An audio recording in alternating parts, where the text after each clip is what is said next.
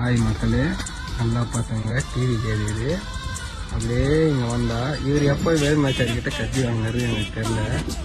அப்படியே இந்த பக்கம் போனால் காமராஜருக்கு சைன் வாங்கி வந்துக்கிறாரு. அது எப்போன்னு தெரில. அப்படியே இப்படிக்காக தள்ளி போனா பெரியார் தோல்மல் கை பெரியார் இருக்கிறப்ப இவர் பிறந்தாராவே தெரில.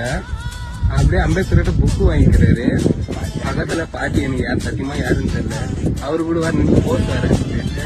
நீ யாரு, இதெல்லாம் நான் உண்மையா இல்ல சும்மா இவர் மனப்பிரமையா, என்ன நடக்குதுங்க?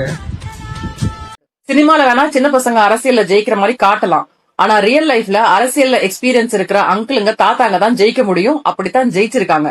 இது முதல்ல திரிசா புருஷனுக்கு புரியணும். ஆடியோ லான்ச்ல பேசுற மாதிரி ஒரு ஸ்பீச். வேற என்ன இருந்துச்சு அதுல?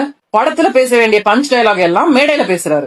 இன்னைக்கு முதலமைச்சரை வார்த்தைக்கு வார்த்தை அங்கிள்னு கூப்பிடுற விஜய்க்கு ஜெயலலிதா கொடநாட்டுல நிக்க வச்சப்போ ஆன்டின்னு கூப்பிட தைரியம் இருந்ததா?